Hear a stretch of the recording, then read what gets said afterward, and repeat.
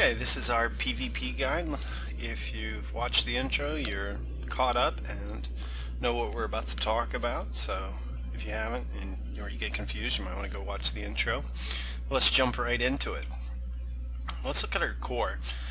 For my core, I want it to be efficient, and I decided to go with willpower as per usual. So it's just a really efficient 3-slot on your jewelry.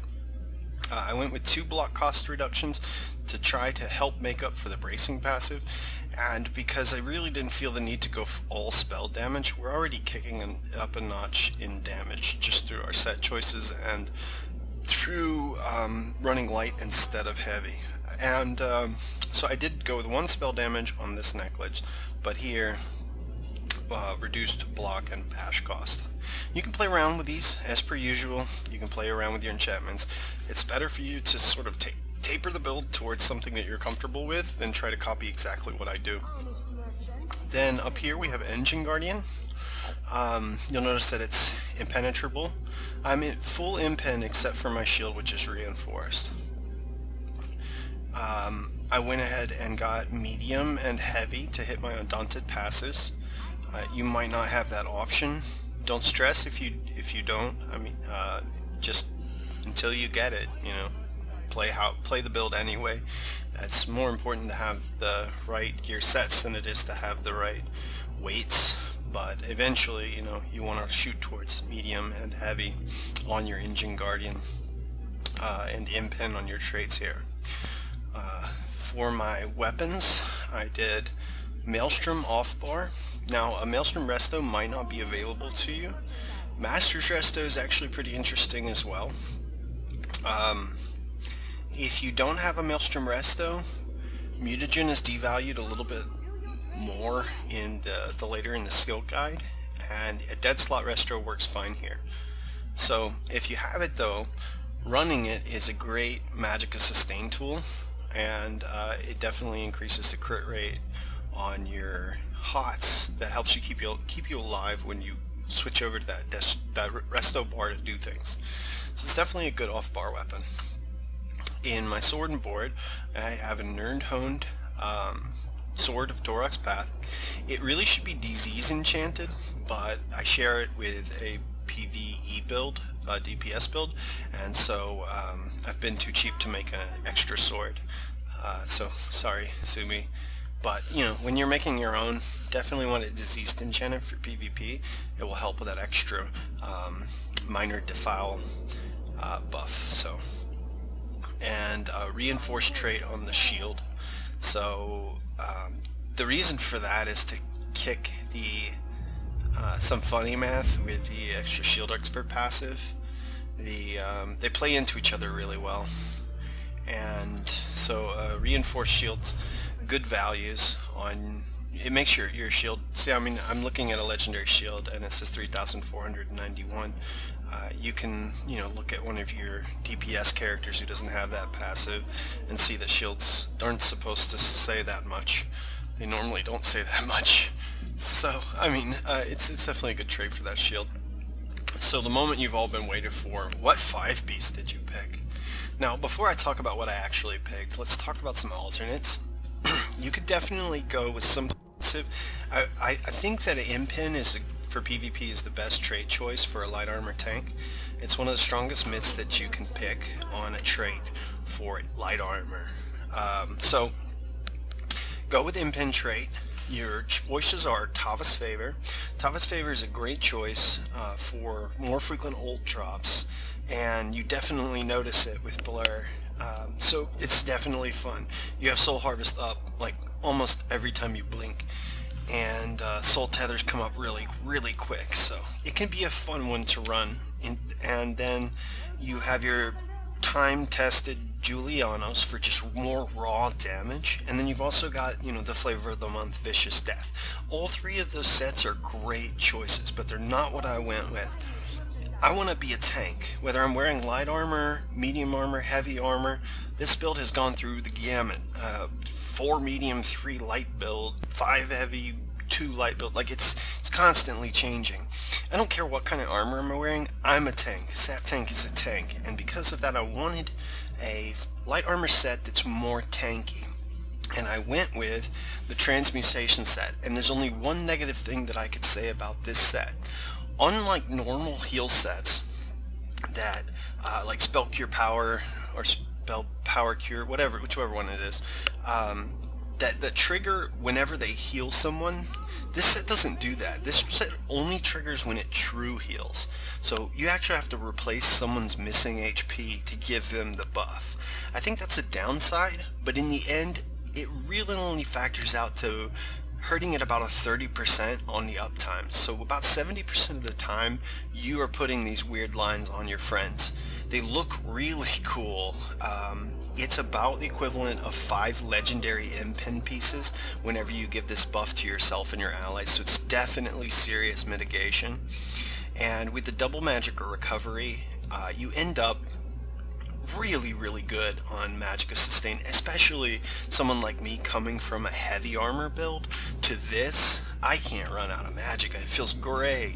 So I'm a really big fan of this set. I really wish it triggered every time you healed, not every time you true healed. I really wish that it worked that way. And if it didn't work that way, then I feel like they should up the duration on it. Instead of 2 seconds, maybe 4 seconds. So at least that way it has a higher uptime while you're actively committing towards hitting the trigger. You know, I could see, like, okay, if I'm not casting a bunch of hots, it not being up. But when I'm doing nothing but casting hots and it's not up 100% of the time, I feel a little robbed, but not enough to drop the set. I really think the set's a lot of fun to run, and I'm having great success with it. So just to show you here, nothing fancy with the enchants, all Magicka enchants. You can go for some tri-stat stuff. I have one tri-stat here. You can go for anywhere from, I wouldn't say more than 4 tri-stat enchants. Just hit the big pieces if you're gonna do them. But I mean, you can see my stats here. This is with Tri-Food. I'm supposed to have 24k health. I have more because of Emperor. I have 33.831 Magicka and 16.945 Stam. Obviously your Magicka is going to be closer to 30k if you go for the tri-stats. Your health will be a good bit higher, probably 26k natural, and you can push your Stam up to say 18 to 20k with the tri-stat wobbles. It's really up to you. I like where these are at, so I didn't feel like wasting a lot of money on tri-stat enchants. This is non-buff spell damage. It's a little low for a DPS, but it's very high for a tank, and because of the timing that I have on my burst combos that I had to have because I'm a low damage tank, whenever I got this amount of Magicka and this amount of spell damage, I feel like I ripped through people. So it's definitely way more offensive than what I'm used to. And if you're used to a sap tank, I feel like you will also do well with it. Now you can see here we're at base 16,322 spell resistance and 13,818 physical resistance. That's really not bad, especially considering that's unbuffed. Take a look if we buff. 22k spell resistance. It's the same as heavy armor. 19,362 physical resistance. Now remember, we have 19% mid as well from our CP towards physical. We're pretty freaking tanky for wearing light armor. And again, you know, if you have a problem with light armor, if it's an RP thing for you, you want to be in big bulky armor and say, you know, I'm a beefcake, you just go put on a costume. You know, that's all I can say for you. I too would love for heavy armor to be worth it, but right now the passives are just in a bad state. You can RP your hearts out without Lion Guard Elite and be like, look, I'm a beefy tank, I've got a sword and board, and I've got this costume on. Bam. Look how tanky I am. Okay, do that. Until Cinemax comes out with these supposed tank buffs in the next patch, and assuming that they actually have any value to them, you really need to just do what works. This is a tanky build. I feel like a beefcake. That's enough RP for me. So that's not everything. So Tri-Food. Ignore the lycanthropy. It's vestigial. I haven't cured it yet. Atro Stone. Our stone is the Atro. Our food is Tri-Food. You can use different food if you like, but really try food's fine. Look at our magic recovery. That's plenty for what we're doing. We've got siphoning attacks going. We've got great sustain. Try food works great.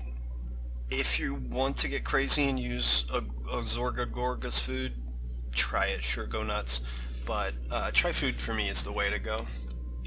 And I think that is everything for the item section of the PvP guide. Okay, our PvP skill guide. Let's start out by walking us through our setup for our bars. We've got Refreshing Path, Swallow Soul, Lotus Fan, Sap Essence, Siphoning Attacks, Soul Harvest. Let's give you some time to look at those. Then on our off bar, our resto bar, we have Mutagen, Procstat, Dark Cloak, Double Take, Impale, and Soul Tether. For pots, we mainly use Tri-Pots and Detection Pots. So let's talk a little bit about why, and some tips on how to use them. Refreshing Path is here because it gives us 1.1 crit heals every second, and almost 600 heals every time it non-crits. So the second effect is to give us this 5 seconds of major resolve and major ward due to our shadow barrier passive in the shadow line. This has about, it's not as long as if we were full heavy, but it still has about a 50% uptime, and that extra mitigation does help us. We can see incoming bursts and make sure and hit that shadow skill to be able to have our higher mitigation against that burst, and I'm happy with the way that it's playing. The next skill is Swallow Soul. This is one of those either or morphs. You can definitely go with Funnel Health and give an ally a hot as well as yourself and miss out on that 8% minor vitality. I personally just go with the Selfish morph, but it's really up to you, and the other morph is very good. A little tip to use with this skill: if you need it for the healing, make sure and hit a non-player target. If you see somebody's Engine Guardian robot, hit it. If you see a guard, hit it. If you see an NPC in the sewers, a Zivkin, hit it. The reason is the hot is based off damage done, and if you hit a player, it's going to be, your damage done is going to be halved because of their battle spirit buff right here, and that's going to reflect on you receiving less heals, whereas you can hit someone's robot, get full damage, and thus get full heal. And that's really a powerful trick that you can use for damage-based heals in a pinch to stay alive. When you need them for the healing, aim for NPCs. Just in general targeting, don't aim for shielded targets with that skill. Don't aim for blocking targets with that skill. Aim for targets who will take it to the face, again for the same reason. If somebody's mitigating your Swallow Soul with shields or mitigating your Swallow Soul with blocking, you could severely reduce the effectiveness of the hot, and the stress of combat, you won't really be able to notice that happened. So, just a little tip there. Lotus Fan's our gap closer. We went with Lotus Fan because it plays into our more Magicka heavy kit. Shield Charge is another option. There's really no downside to just spamming this. It's a really powerful gap closer right now. I personally choose not to. I don't just use this skill over and over again because I just don't want to be that guy. But I'm not going to not have a gap closer, and I don't really want to run Shield Charge and have my gap closer stress my stamina. So that's kind of where I stand right there. The dot from this skill can actually really help you pressure somebody, especially in conjunction with Soul Harvest. Sap Essence is actually where we get our name Sap Tank from. In the beginning days, people thought that this build, all there was to this build was stand in the middle of a bunch of people, spam sap. That's where it got its name. It's almost like an insult name to be called a sap tank, but you know what? People will call a build what they want to call a build, so I've embraced it. Whatever. We're sap tanks. But anyway, it's your AoE damage skill. It's a decent skill. It's not really that great of a heal. It's a good group heal, and in a group of Nightblades, the heal can actually make a difference, but you're not going to save anybody with this heal. It's more like an upkeep heal, so make sure that you think of it that way. The real reason that you're spamming Sap Essence is for persistent AoE damage and to couple it with multiple targets for siphoning attacks. Siphoning attacks will not multi-proc, but... So what I mean by that is if you're hitting 3 targets and you get multiple procs off siphoning attacks, you won't get 3 times the magicka and stamina return. You'll get it once, but because there's 3 targets checking, you have a higher chance of getting the return. That's kind of how AoE plays into siphoning attacks, and Sap Essence is that AoE tool for you.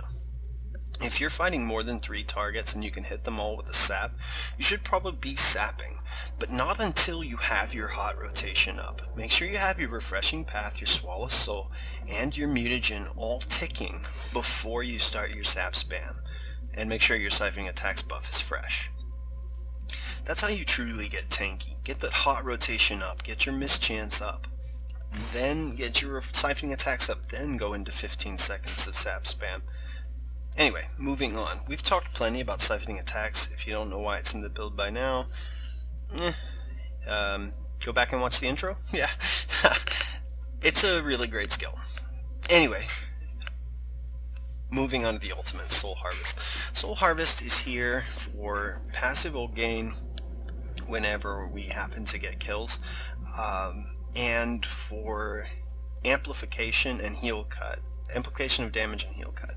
So this is our single target kill. The ult comes up really fast, it does good single target damage, and it boosts our damage by 20%. So if somebody's standing in our refreshing path and they've recently been Lotus Fanned and that dot's ticking and we're light Swallow Soul bash weaving them, all with this buff up, we can really pressure somebody.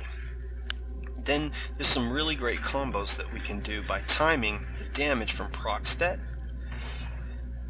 into Soul Harvest, into our Impale. So basically the way that combo works is we'll be tanking a clump of people and we'll rotate our block stat in while we're tanking them, and then we'll time it, and right about now we'll Lotus Fan to the target to Soul Harvest, boost the damage on the proc stat, and go into the Impale with the weapon swap. That side swipe maneuver is very important for getting kills. I'm going to move towards an NPC to show you an example of that really quickly while I talk about the Resto Bar skill line. So we'll get back to that combo. But anyway, Soul Harvest, really cheap ult, good heal cut, great way to single target pressure people. Off bar we have mutagen. This is mainly here because it's an extra hot to proc the transmutation set on ourselves and friends. It's a good kicker heal when the kicker effect triggers.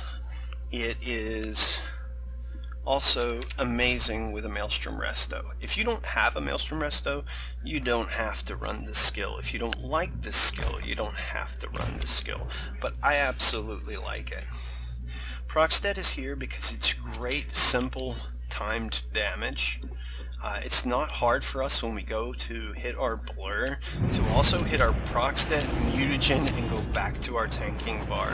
And know that in 8 seconds, if we see an opportunity to time any burst damage, we have that already pre-buffed. It's great AoE clear, and it's great timed burst. So that's why we run that. So you might ask, why do we not run the other morph of Cloak now that all cloaks have the dot suppression? Well, this one gives us 8% damage reduction and we are a tank. And it also is sort of an opportunity thing. A mage DPS bursty type build has the opportunity to cloak right before their big hit hits to force crit it. We do not. We're not going to be on our resto bar when our big hit crits.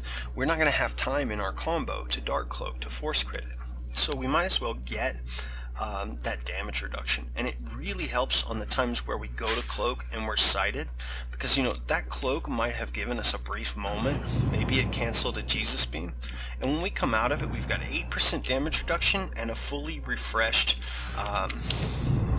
major end ward and major resolve. So it works really great for us to have that morph. Then we also have Blur as here for movement speed and the mischance. This really helps us get around in conjunction with Dark Cloak, and it feels really good. Impale is there for the dreaded Tanksecute, and especially now that we are running light armor, we have the more damage. Even in heavy armor, I like to run Impale. It really helps you close out those kills. It's got a great range on it for an execute, 18 meters. Now, it's not the God execute Jesus beam, but you know, it's about the best true execute, like the best fair, true blue execute, not the God mode super range channel execute of Doom, but you know, out of true fair executes, it's probably, you know, the best one. Anyway, Soul Tether. Now, in my opinion, whenever they changed the mitigation on Veil to no longer be additive and split up these morphs where Bolstering Darkness gave you the advanced protection and Veil gave you the dot damage, they kind of killed this ult. This ult's now mostly trash outside of PvE. PvE is still decent and good. In PvP, you really shouldn't ever cast this thing. It's not good at all. And the next best option for a defensive / offensive ult, a burst ult, is Soul Tether. So that's our big cost ult. It's our AoE burst, and everybody knows the proc stat Soul Tether combo. Even as a tank, we can do this combo. So let me drop down here and show you that burst combo that I was talking about. Let's hope I don't get ganked.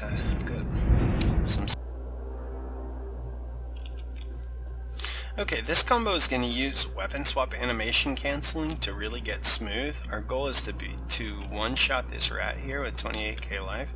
So what we're going to do is we're going to proc stat up, then we're going to listen to the timing of proc stat, and right before it's about to go off, we're going to Lotus Fan into a Soul Harvest, weapon swap, animation cancel, then hit the Impale.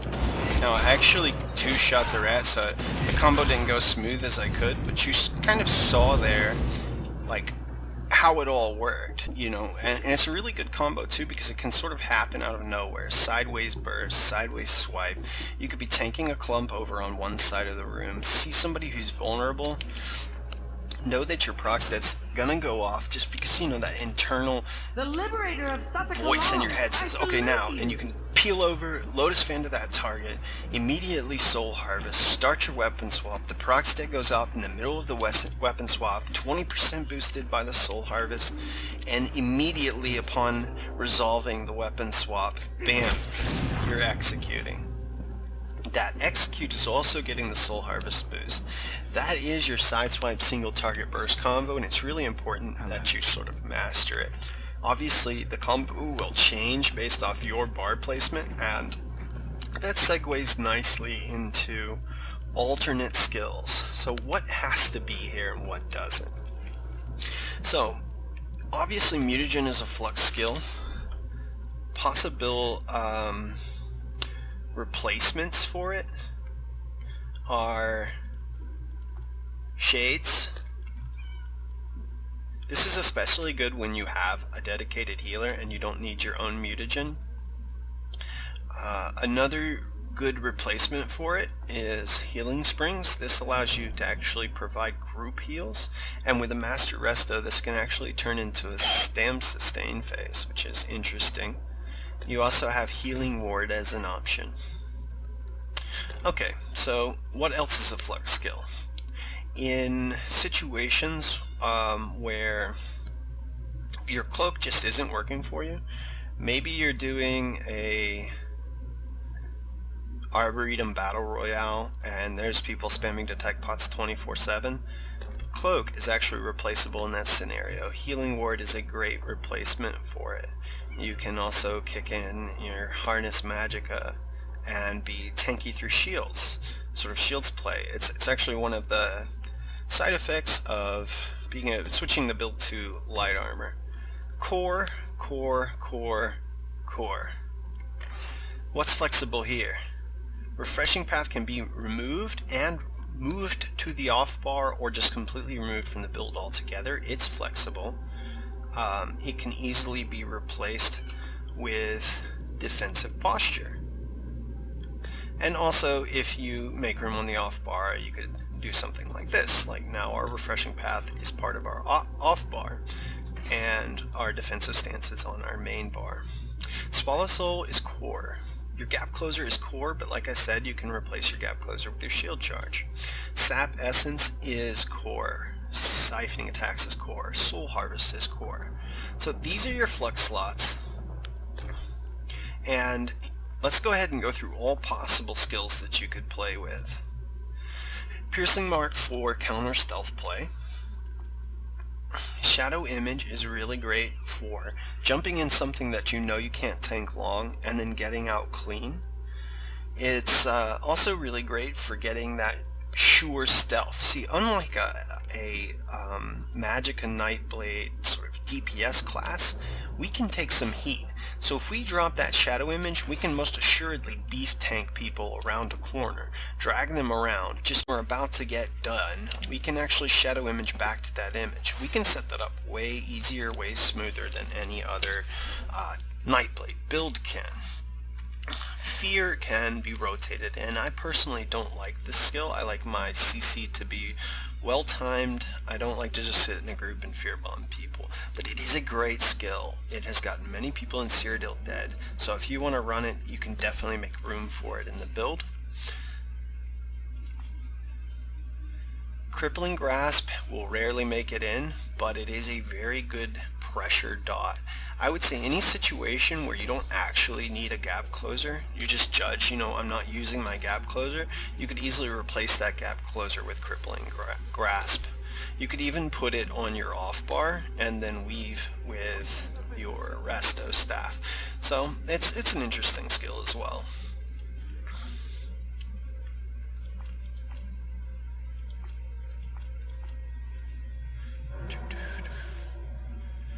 Healing Springs Mutagen, Healing Ward, Harness Magicka.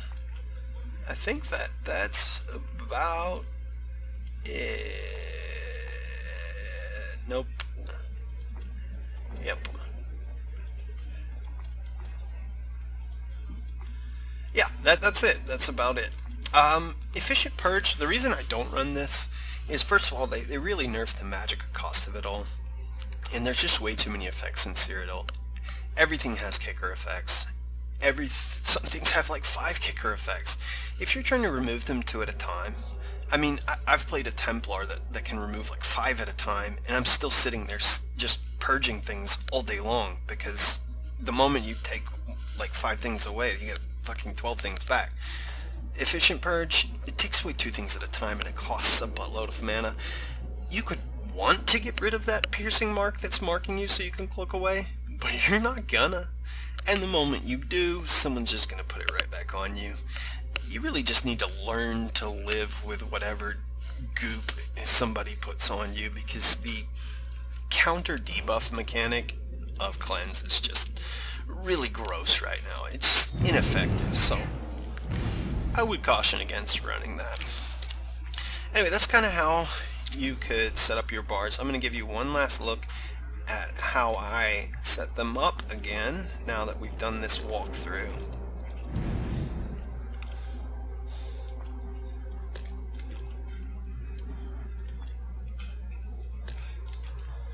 Mutagen, Procstat, Dark Cloak, Double Take, Impale, Soul Tether, Refreshing Path, Swallow Soul, Lotus Fan, Sap Essence, Siphoning Attacks. And that is the skill guide. Okay, moving on to CP.